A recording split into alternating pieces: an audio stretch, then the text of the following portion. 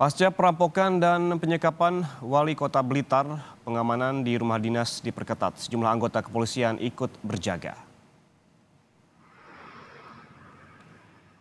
Pengetatan pengamanan dilakukan Polres Blitar setelah penyekapan Wali Kota Blitar. Sementara pasca olah TKP, seluruh garis polisi kini telah dilepas.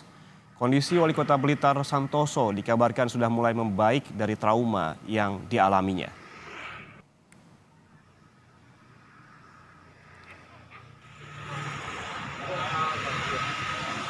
Sementara di Treskrimum Polda Jawa Timur bersama Polres Blitar Kota telah melakukan olah TKP di rumah dinas Wali Kota Blitar. Total ada 4 titik olah TKP yang dilakukan polisi bersama tim Lab 4 dan Inavis. Olah TKP dan pengambilan sidik jari dilakukan di bagian pintu depan rumah dinas Wali Kota Blitar.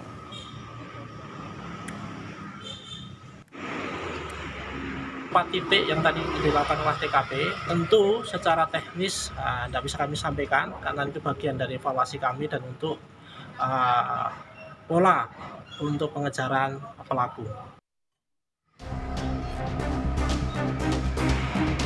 Para pelaku yang menyekap wali kota dan penjaga ini diduga masuk melalui pintu samping rumah dinas.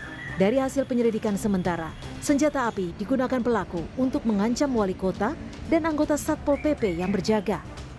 Meski demikian, polisi masih terus menyelidiki apakah senjata api tersebut asli atau tidak. Polisi menyebut aksi pelaku yang berjumlah 4 hingga 5 orang ini tertangkap kamera CCTV. Pelaku juga terlihat menggunakan mobil berplat merah.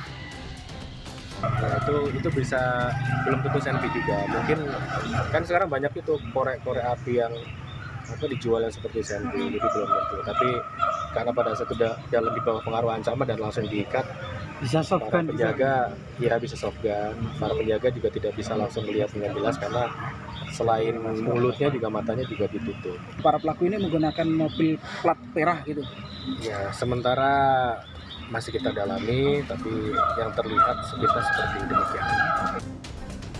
Peristiwa penyekapan terjadi sekitar pukul 3 hingga 4 pagi.